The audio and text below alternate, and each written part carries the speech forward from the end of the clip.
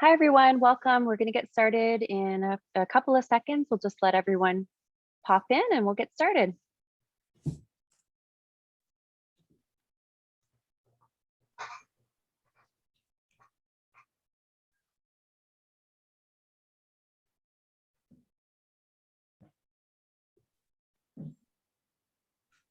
A few more people coming on still, so we'll get started in a minute.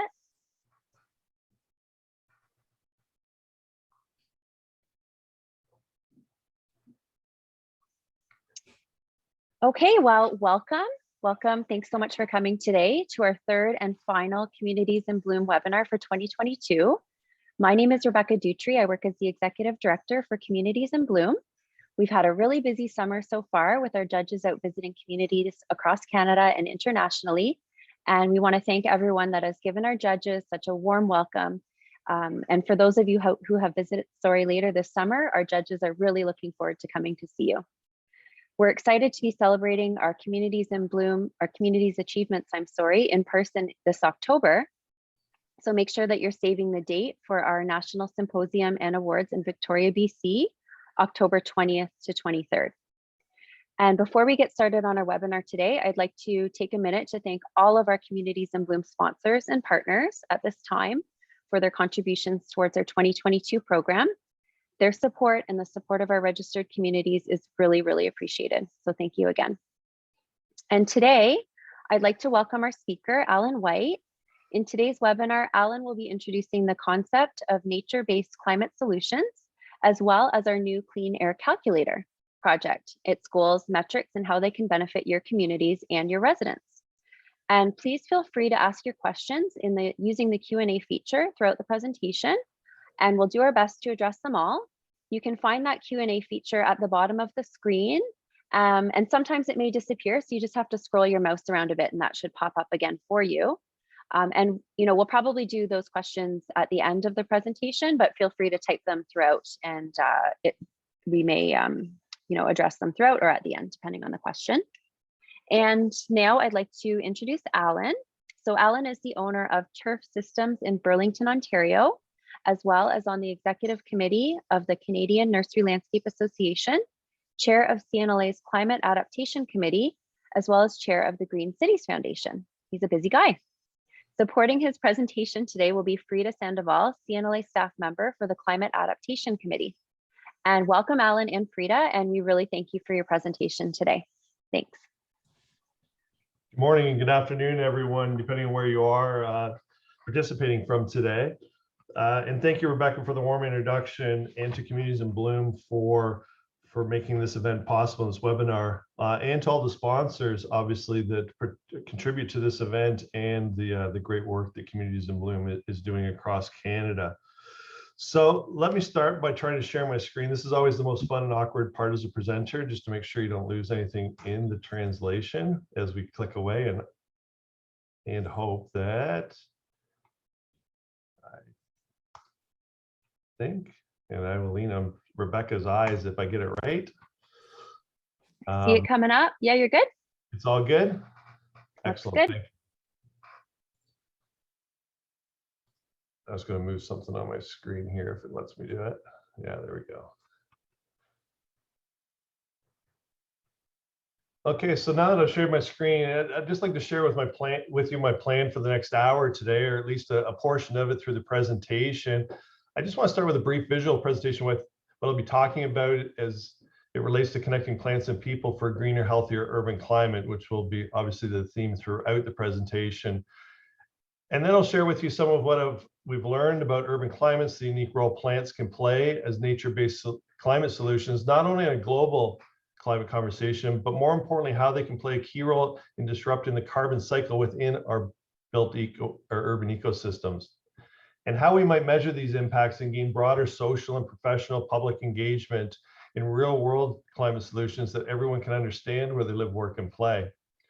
Last, I'd like to leave enough time at the end of my presentation, as Rebecca said, for Frida and myself to take some Q&As. Frida will be also watching the questions at the bottom of the screen, because Frida's been instrumental in assisting me as the environmental policy coordinator at CNLA on both our climate adaptation committee, as well as helping develop the clean air calculator that they'll be talking about a little bit later. So let's get started.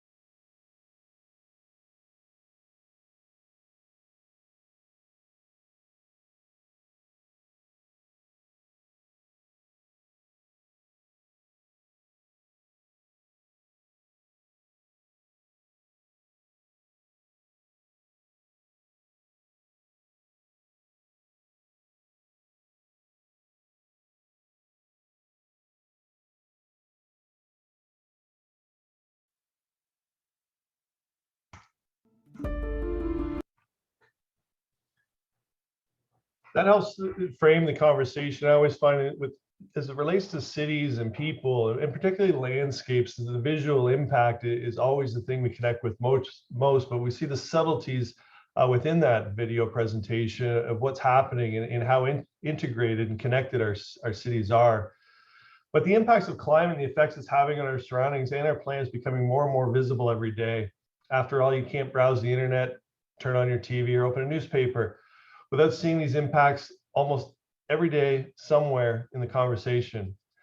Not all that long ago, it was suggested that if the world passed the 2°C tipping point, which is now only being suggested at 1.6 degrees Celsius, there will be a point of no return where our participation as humans in the release of carbon into our atmosphere would not be recoverable. The good news is that hasn't happened yet, but that doesn't mean that we're not seeing the effects of this change with weather extremes becoming the new norm and people actually suffering like we've never seen before in recent history. Only it's in many cases, it's not just our planet that is suffering the most. In our cities, we're being impacted in a far more extreme way.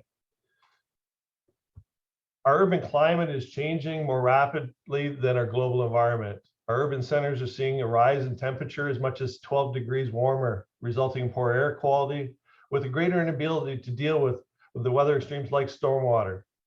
And in most cases, this is a direct result of our growing urban populations, greater infrastructure development, buildings, roads, transportation, with our cities becoming much more dense than they have been in the past.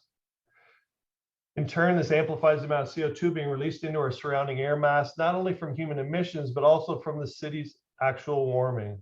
As an urban environment increases in temperature, so does its natural release of CO2 from the carbon-rich environments like concrete, asphalt, and even soil. In turn, causing the greenhouse effect, or what is commonly known as the urban heat island effect, essentially trapping our very own emissions within our own microclimates that for many is impossible to escape.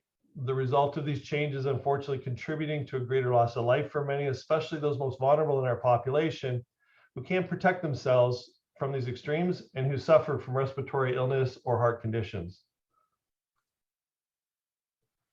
With approximately 80% of our global population now living in major urban areas, it is important that we better understand this urban climate cycle and the role carbon and water play in these ecosystems. As a society, we spend a lot of time thinking about what we see on the right side of this image or cycle, where buildings and energy and transportation are contributing significant amounts of carbon to these built environments, resulting in what many are experiencing is that heat island or urban heat island effect. It is, however, the left side of this carbon cycle where we see plants in parks, wetlands, backyards, even balconies and rooftops can play a far more significant role in closing this loop. However, too often we're not seeing this with urban green space in significant decline and due to the lack of space or lack of investment. I often say when I look at this image, it feels much like we have been on a quest to find a better smokestack, better exhaust system, or a better way to consume our carbon-rich environment versus finding more efficient ways to close the carbon cycle, returning the carbon that is being released back to the soil from which it came. What's unique about cities that get trapped in this carbon imbalance is that it becomes harder and harder to change. Cities that become hotter, as I said, release more CO2, contributing to more heat, less water, more heat essentially closing themselves off from the surrounding natural environment and falling victim to the ill effects of this urban heat. The importance of plants and the uniqueness they play, and how they play a vital role in removing carbon from within the confines of our urban cities is and will be the most as important as our ability to reduce our emissions in order to change this reality. I often feel the vital role plants can play in this carbon cycle is very often often overlooked and poorly understood, especially, as I said, within cities. And not in a general way, but more in a fact that the plants actually need CO2 in order to live. In exchange for this CO2 consumption, they produce pure oxygen, cleaning the very air we need as a society to breathe. They store the carbon that they absorb in the living ecosystems, both above and below the soil surface, and over time build new soils. The carbon cycle, like water, can neither be created nor destroyed. It can only be moved through this natural cycle. And like carbon, plants trap water or rainwater, returning it to be stored in the urban aquifers until such time as it can be used later to contribute to the cooling effects of evapotranspiration, also reducing the urban heat island effect. And while the story may seem simple to many, the facts about plants' unique ability to provide these functions within a city is amazing. It reminds me of a story. I was in attendance a few years back for an environmental working group meeting where climate and public health impacts were the focus of the conversation.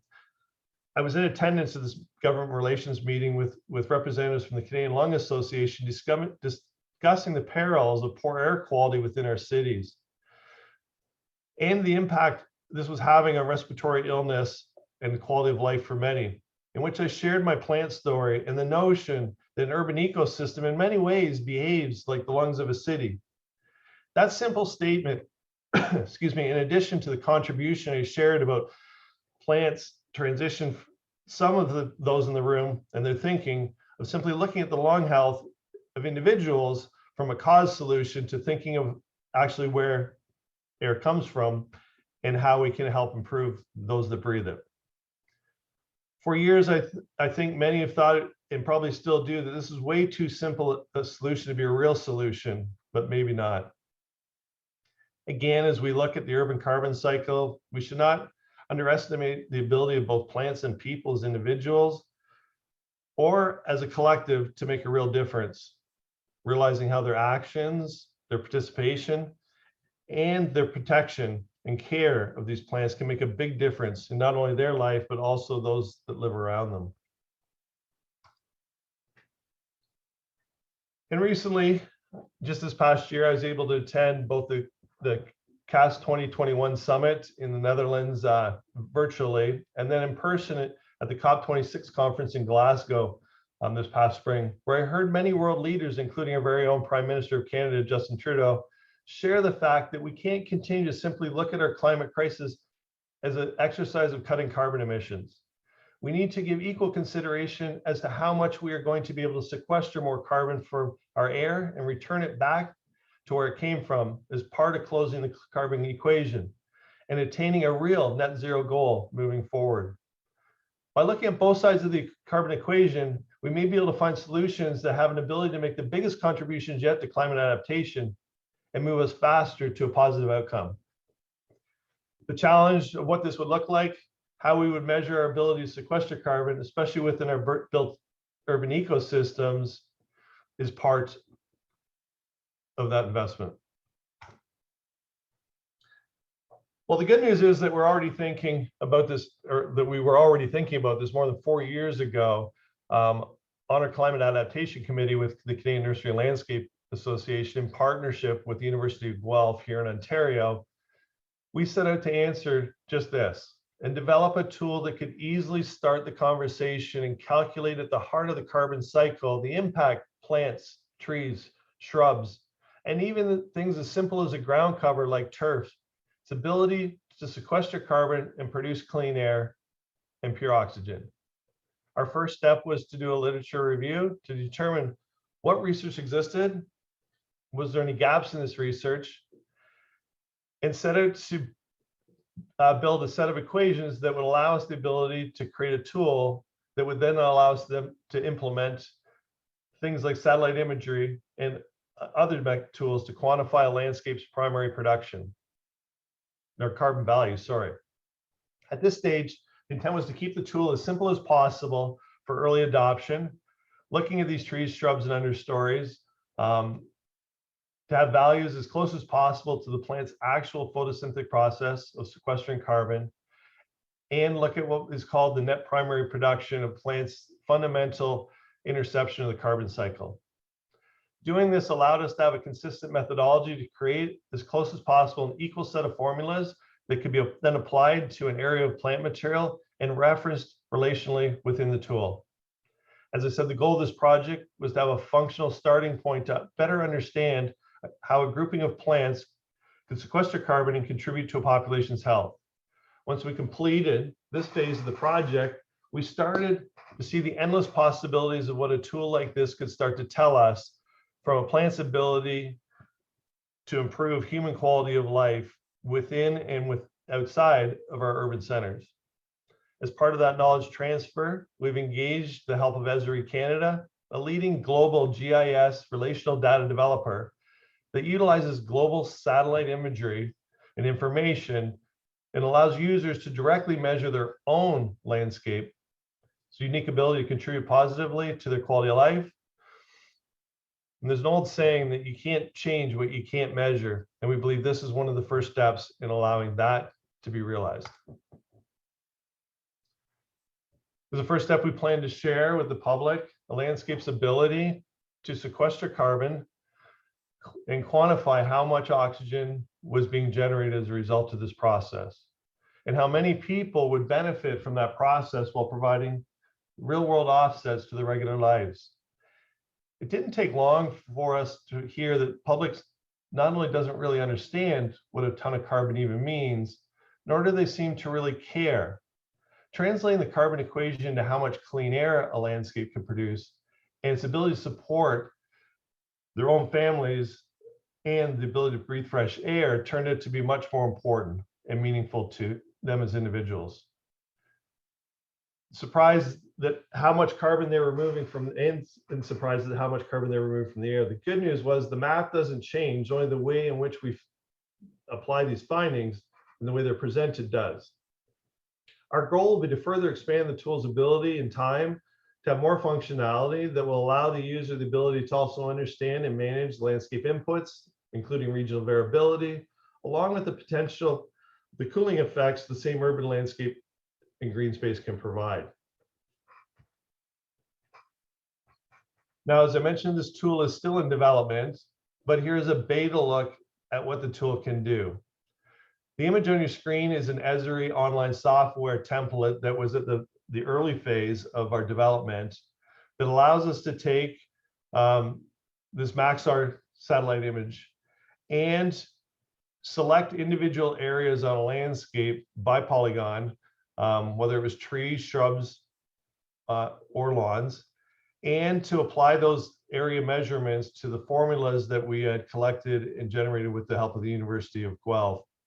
And again, Frida and I, after this presentation, can take considerably more time to go through how we got to this point and the importance of getting the units in a similar relation so that, again, we could utilize them in this fashion. From the software, it allows users to explore their own urban green space. The user-friendly calculator design will guide individuals through a series of steps. One is a location of the area on the map. Two is to draw these free-form polygons, selecting the space. And then the last was to present the results in a meaningful way that not only could they understand, but were impactful from their perspective, the old saying of what's in it for me. What developed into the expected user interface, or once developed into the expected user interface, it will simply be enough for a junior high or junior school student to be able to use the information, share back with the users in a form of infographic, again, for easy sharing. The second purpose of developing the tool is to share with you some of the as I'll share in some of the upcoming slides, is our intent to map the urban landscape, both private and public, and gain better understanding of its makeup across Canada and around the world. Esri is used globally by municipalities across Canada as a relational geographical database, allowing governments and other urban planners around the world to better understand how one set of data can influence another, like weather and climate information on things like hospital admissions, or the possibility of relation to weather and crime. It's an incredibly powerful tool. What we discovered was missing not so much the urban forest mapping that many have undertaken, but particularly the absence of private green space, and what the makeup of that private green space was, and how significant it was in the overall makeup of an urban environment. We've since now launched this tool, again in beta format, on the Green City Foundation's website as our social public-facing tool. This beta test was to create the platform where greater availability of that tool, with the greater availability of that tool expected later this fall when we take it out of its development and interface integration. As we see the tool only as one part of the public engagement, the bigger piece of business is our ability to create a social community of engagement in the mission to change our urban environment, providing performance-based metrics that engage our global partners in bringing green cities to life.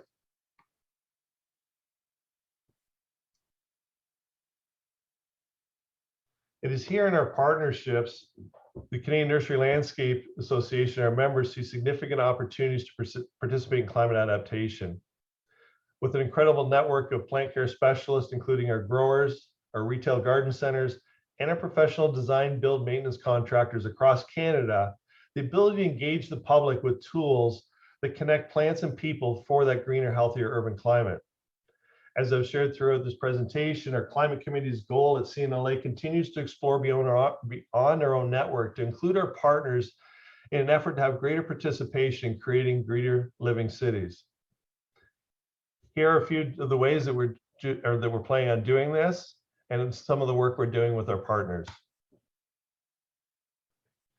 2022 is an exciting year here in Canada and for our 4,300 professional members as we celebrate our 100th anniversary of the Canadian Nursery and Landscape Association Ottawa this August. Now, CNLA has been a driving force in our clean air calculator, and many of the partnerships that we have to bring this, we believe, will be a game-changing tool to public and government engagement.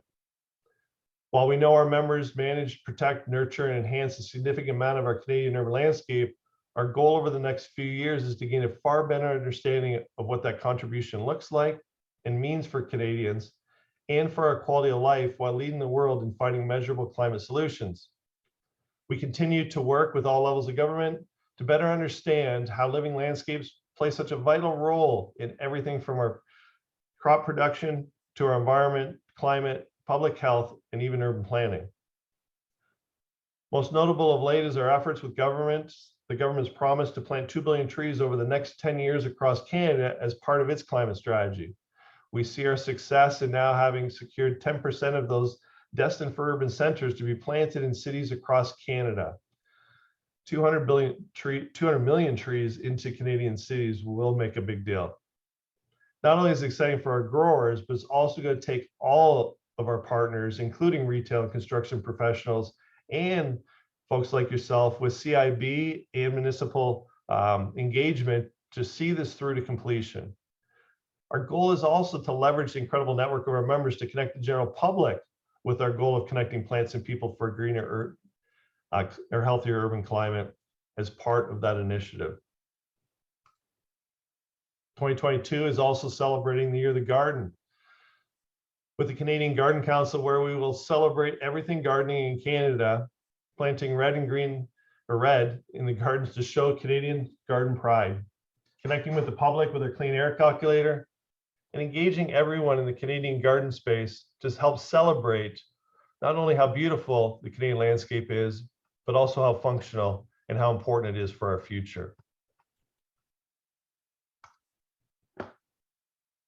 But probably one of our most exciting developments in the past 4 years has been the creation of the Green City Foundation here in Canada. As our public-facing partner that actually wears proudly the mission of connecting plants and people for a greener, healthier urban climate, the goal of this organization is to create strong community partnerships in greening communities across Canada. To be a leader not only in protecting, nurturing, and even growing public urban green spaces, but also in engaging the community at large, that they play an instrumental role in their own private green spaces within a city, regardless of how big or small their space is. We also encourage individuals and community groups to get involved in greening projects outside their spaces and provide opportunities to learn about the important role these spaces bring by also connecting our landscape professional partners in as many of these projects as possible, thereby ensuring the transfer of knowledge, facilitating the conversations, and inspiring community growth around urban landscapes. Some of our key performance indicators and metrics that we hope to be able to share with the public, not only on an individual basis, but as a collective, is how much urban green space can we connect our mission of plants, people for a greener, healthier urban climate, but how much clean air does that contribute? How many Canadians does this green space support with that clean air and safe places to grow? And for some that need to see the math, how much carbon have we returned back to the soil so that we can see more clearly how plants impact, or the impact on the very carbon cycle can be brought into balance. We not only provide this expertise and project resources, our project component of the Green City Foundation is one of our key cornerstones, not only to define the organization, but to also provide meaningful community projects that are in alignment with our mission and provide communication and partnership opportunities in order to grow this mission further into the community through private and public participation, utilizing our clean air calculator to connect these planted landscapes and the people who cared for them as part of a larger Green City community message. It is these projects that we seek to do in places where the public will benefit, the communities will benefit the most, where we're seeing the extremes of weather, where we see the extremes of high intensification, low socioeconomic values, lower than expected life expectancies, higher than expected heat events, or more significant or lack of green spaces, and in some cases even going as far as to participate in depaving events where not only are we seeing the protection of urban green spaces and the nurturance, which is so important on these diminishing spaces, but wherever possible, we see the ability to, or when we have the ability to increase the amount of green space within a city where it was taken away in years prior. It is also the goal of the Green City to develop the resources to facilitate more projects and more public engagement. It also is the goal of the Green City Foundation to build a broader community of participation through the project engagements and with the calculator, and through our partners like CiB and CNLA to engage individuals in our networks in this mission contributions and the collective benefit that comes from these urban green spaces. I can't wait to share with you in the future the successes of this engagement and the possibilities of what that collective process will bring. And last, it's our long-standing working relationship with Communities in Bloom Canada and their municipal community and those passionate about bringing the importance of urban gardens to the forefront. Engaging municipalities in competition to create greener, healthier urban climates for their citizens is critical on the success of landscapes participating in the climate equation. Being able to benchmark a municipality's performance as it relates to urban greening, climate adaptation, and the improvement of quality of life for those that live within these environments is also a key goal of our efforts. It also creates an environment for continuous improvement and celebrates the wins of all those that participate provincially, nationally, and internationally. It is partnerships like Communities in Bloom that have some of the strongest connections to action and community engagement, bringing those elected to make a difference in partnership with those in their communities who want to see a better place to live and who want to ensure their urban landscapes are not only beautiful, but also functional contributing assets within their community. Again, I'm excited to see what these important partnerships can collectively do when we purposefully connect plants and people to a greener, healthier urban climate. The magic that we've seen in the past as it relates to the competition and the participation in Communities in Bloom over its history, we see significant opportunity in its ability to connect with climate adaptation, the implementation of green roofs, bioswales, stormwater management, water reclamation, and again, the enhancement and growth of all available private and public green spaces within a city. And as I always say to everybody, is that this green infrastructure can be so functionally important to a city. At the end, as we've experienced from the magic of Communities in Bloom, it's also, excuse me, beautiful and allows us to experience the healing and all the other contributing attributes that landscapes have provided over the history of our urban cities. So let's continue the conversation and build stronger, more sustainable communities together. Let's work together to find ways that we can to bring this to life and that we can connect all of our efforts, both in our own markets, our own communities, but also through the efforts of Communities in Bloom, the Green City Foundation, and a professional network, a set of growers, garden centers, and landscape professionals across Canada, all in the same urban mission of where we can make the most significant difference where the majority of Canadians live, work, and play. So that's the end of my PowerPoint presentation, but I did want to share with you a couple keynotes too that I just wanted to highlight as part of my learning experience and that have had a profound impact on myself and on my team, both here in my business and with my association efforts as I've kind of toured around the world. One was a meeting I had not that long ago with Dr. Mark Dixon. Some of you may know him. He's the Director of Controlled Environmental Systems of the Research Facility, University of Guelph. He's been instrumental on the Mars mission or the future Mars mission, in particular, how in a closed loop system to manage carbon, food production, and support life on such a long mission. The most interesting component or thing I learned from him as he spoke often at events like this is how closed loop our urban systems, and in many ways, and always our planet system is too, but our cities are as much a closed environment as our global planet is. The example I so often use is, it sits in the back, my background in my office for every presentation. It's a 30-year hobby of mine to have planted ecosystems, both external outside my office, but also the fascination of ecosystem within a glass box like a planted fish aquarium.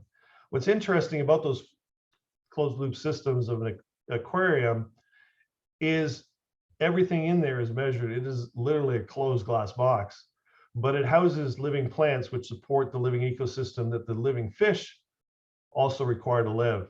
The most interesting fact of that closed loop system is in order for it to function properly, I intentionally, like in a greenhouse, inject CO2 fertilization in when the lights are in full intensity to produce pure oxygen for the fish to live.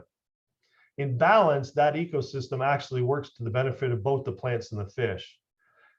In the event I get the measurements wrong and the CO2 levels within the atmosphere of the closed glass box are off, unfortunately, the fish suffer. So in that environment, I can see firsthand how importantly critical it is to measure how these equations work, how these ecosystems collaborate together. And when we see the benefit of it, we can see the results. Again, particularly when you put it into a water environment, I can literally see the oxygen coming off the plants during the daylight hours. And when the lights turn off, it's critically important that we reduce the CO2 levels to keep it in balance so that the opposite effect doesn't happen to the ecosystem. I also learned a similar lesson from Dr. Bob Sanford, who is works at the United Nations Nurse University, McMaster University here in Ontario, but he's also the Canadian Water Security, Climate and Water Security Chair for the UN. He spoke to me not that long ago and to our committee at CNLA about the importance of water, the importance of understanding climate, and the important role and the critical role he sees in the future, done correctly, where plants could be the cornerstone solution to how we balance this ecosystem, how we return water to our aquifers and allow the landscape to again cool our cities. And more importantly, how we return carbon back to the soil and build soils that will support life in the future that will again help us manage the carbon cycle. The biggest challenge we've had, and Frida has been instrumental in helping me with this journey, is understanding what that cycle looks like, how these nature-based solutions in a built ecosystem that is very challenging for nature to survive, but with the right knowledge, the right management, and the right participation, we can make a significant difference in making these cities not just more livable, but significantly healthier in the future. And I believe through the efforts of CiB, the Green City Foundation, the work of CNLA, and other partners around the world that have similar interests, that if we can improve one city at a time, one community at a time, to be a better urban environment, we will have the ability to change the effects, excuse me, that we are all having on this planet. So with that, I think I wanted to make sure, because I usually run over in my time of chatting and sharing information. So I want to leave enough time to get a few questions on. I know, Rebecca, you and Frida have been kind of watching that. And if possible, I'd like to open the floor to answer some questions. And again, Frida, please feel free to join us on screen and share your knowledge that you have. Yeah, no, very well done. Thank you, Alan, for Thanks, Alan. presentation. Thanks for your presentation today. And Frida, thanks for your help putting it together too. So yeah, we have some time to take some questions. And just as a reminder, you can see the Q&A feature. There's a button at the bottom of your screen. You might need to hover your mouse if it's disappeared. So feel free to pop a question in there and we'll just keep an eye on it. We did get some questions coming in advance. So I'll kick it off, Alan, if that's okay, with some questions that I have here. And my first one is, you mentioned in your presentation, you've done quite a bit of traveling over the last year or so, and you've been seeing, I'm sure, some global green cities trends, maybe through COP26 or the World Green City Summit that you attended this past year. We have communities from across Canada and even internationally here today. Are there some trends that maybe you could share with the communities that are on the call today? Well, as I shared one of the earlier slides, I think the biggest trend that is inspiring to see, and I think a lot of it has to do with conversations just like this, and in our meetings in Ottawa and sharing these bold ideas, and it's not necessarily complicated ideas, but focused ideas around what our urban environments need, how we can participate in it. But I think more importantly, those first two summits that I went to, one in the Netherlands with the Climate Adaptation Summit, and then COP26, though it is disappointing that we've had 26 global meetings on climate, and only now are we really starting to focus or bring into the conversation how we might sequester carbon from our urban atmosphere. The exciting part is it's 100% alignment where we see the Green City movement going. And that has become, as my participation at AIPH, which is the International Growers Association, they're also the body tasked with all horticulture world expos and participate as well with the World Trade Expos. So most recently in Dubai, a few of us attended that expo, and it was all themed around green cities, sustainability, how we can come up with innovative ideas to harvest water, to increase cooling capacity, increase carbon sequestration capacity, and start to, I think, measure how we might impact the other 26 meetings, and where we've been looking at this incredibly, I don't know if it's the right word, is intimidating or scary reality of how much carbon we're releasing on an annualized basis into our atmosphere, and how big an impact that is having on the planet as a whole. But then when we look at the cities, we're also seeing a significant increase, a way more dramatic number that we can actually feel. So 2 degrees or 1.6 is really hard to notice when you're up in the Canadian North experiencing nature. While it's significant for that environment, I think as humans and as people live in cities, the the dramatic change of 10 degrees from maybe where I live in the suburbs to where I go and work in the city, but millions of people live right in those intense urban centers. So, and then there's other places in the world, obviously, where urban intensification has been taking place for considerable time, and they are way further ahead of us in actually the critical analysis of what they're dealing with, because they are seeing, and we've seen pictures of it, and we've seen events, even the Olympics, be challenged by places like Beijing and how poor the air quality is, and on the human being and athlete's ability to perform. In Canada, our cities, I think, are a lot more balanced, but as we see global population expand at the rate we are, Canada is not insulated from the world of urban expansion. And in part, Canada's plan has been to make sure our cities don't follow the lead of the United States, and urban sprawl has been kind of the opposite. That's been the opposite of the planning phase here. Urban intensification has been the Canadian way to preserve as much as nature as possible. But are we taking into consideration where more than 80% of Canadians live in the environments they live in? And can we make an improvement there? So while I think everything's in the early phase, we're actively pursuing to be a greater participant in the COP20 or the COP summits, to bring horticulture, landscapes, cities, and plants into that conversation, along with the leading minds in transportation, energy, how we build our concrete envelope and our infrastructure components that make our cities work. How can we at the same time be really embracing these nature-based solutions, understanding from a technical aspect a way that these ecosystems can live, whether it's on the roof of a building, on a balcony, in a container on a city sidewalk, or, and for all intents purposes, the land between the roadways and the buildings that we build are not that much dissimilar to a potted plant. So I think it's going to be critical that not only do we have that expertise to continue, and that we're inspiring a new generation that looks at environmental solutions to be part of this landscape ecosystem, but that we're also making sure that we put in the resources and abilities to allow these plants to survive, and to be contributing partners within our city's green infrastructure. So there's a lot of trends happening. I'd still say, as much as we've probably everybody in this call has been actively participating in the past few years, it still feels like we have a considerable amount of work ahead of us. Thanks, Alan. That's great. We had a question come in, and there's many questions in the question. I can see, Frida, maybe you're typing some answers too, but I'm just gonna start them off, and we can maybe chat it through a little bit more on the webinar. Although, Frida, I saw you just type some answers out.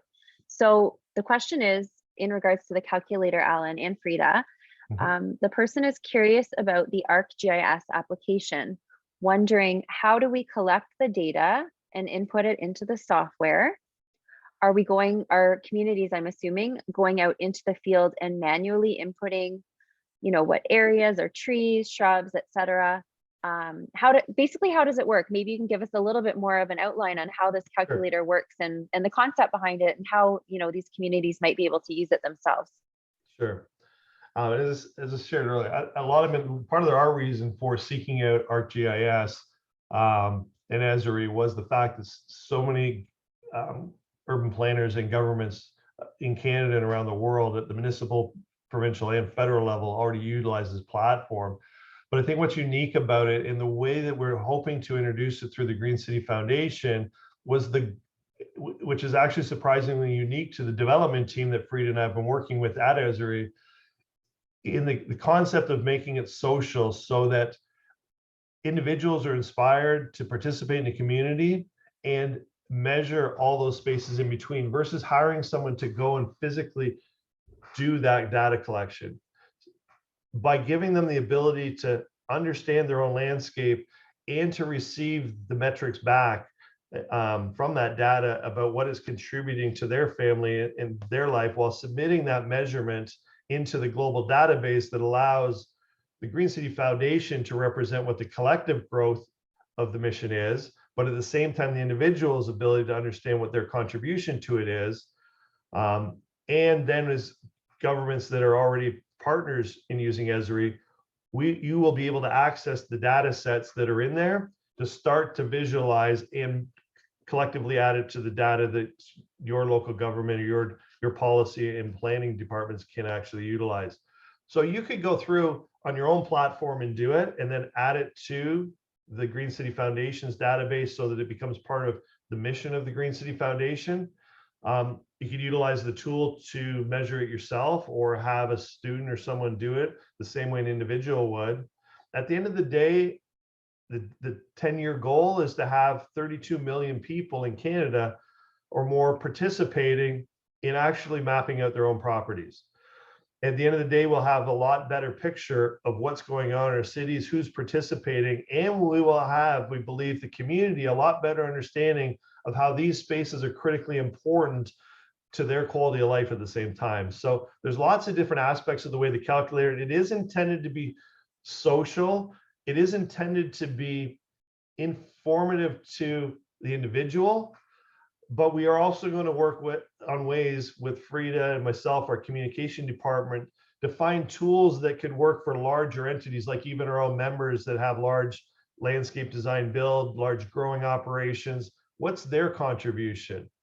Again, with Communities in Bloom, how are the cities that are participating in Communities in Bloom actually contributing to the quality of life and the clean air production for Canadians?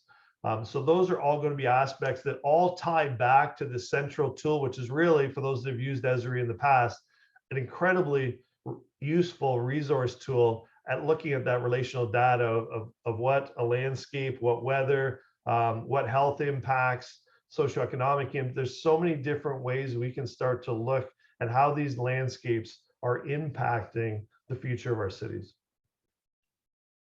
Yeah, and I think any of the communities on here today, they could go on, play around with it, take a look at your community, and maybe you're looking at a space that you're thinking that you want to develop into a park, or plant some more trees and shrubs, and see what the impact would be on that. And you can present that back to council or whomever to show this is really making a difference for this many people in our community. And I think everyone will really get a lot of value from using this tool. I think those that haven't, I think it's free to correct me if I'm wrong. It's a subscription membership to Esri. That subscription membership to Esri, and corporations, individuals, governments can subscribe. That allows you access to the data sets that are stored within Esri. We have chosen to make our database shareable. So as the database grows, and again, we include more Canadians to participate in it, hopefully within your city, we get a better picture of who's participating, at what level they're participating, and what that urban landscape looks like. Again, it's for a twofold purpose. We could hire a company to go measure that data. We could implement drones to go measure it. But we think the second most important piece of this equation is the conversation that we'll be having with individuals that will help them understand what these investments and what these contributions, both on their own part, but also that their elected officials and urban planners are making as part of the contribution to make their cities better. Thanks, Alan. That's great. So Communities in Bloom, some of the people on this call may or may not know much about the Green Cities Foundation yet, which was started in 2019, and Alan is our current chair of the foundation.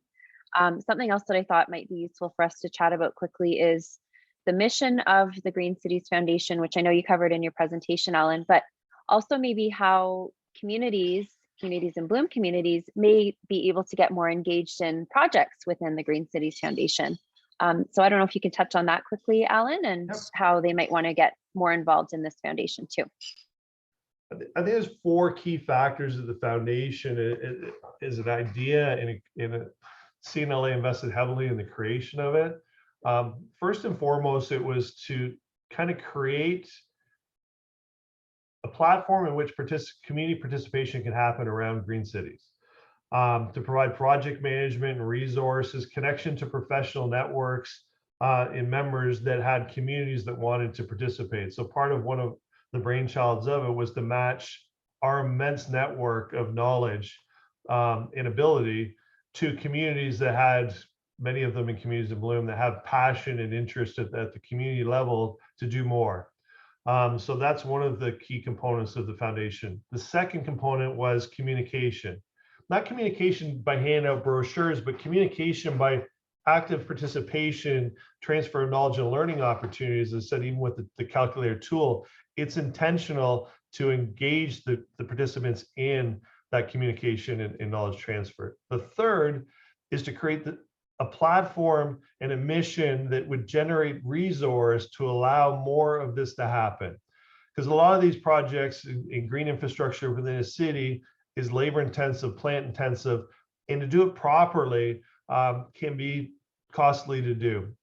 So over time, the Green City Foundation's goal is to create a philanthropic arm that allows for the ability to support any green project that a community, an individual, or municipality might be engaged in. Again, in partnership, so be looking for matching projects that really fulfill the mission.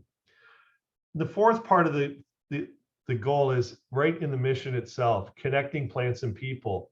That is probably as important or more important than the work we are doing at the grassroots of the foundation, because it's the influence on the greater community to participate on their own, to understand what we're trying to accomplish, and feel compelled to be part of the mission.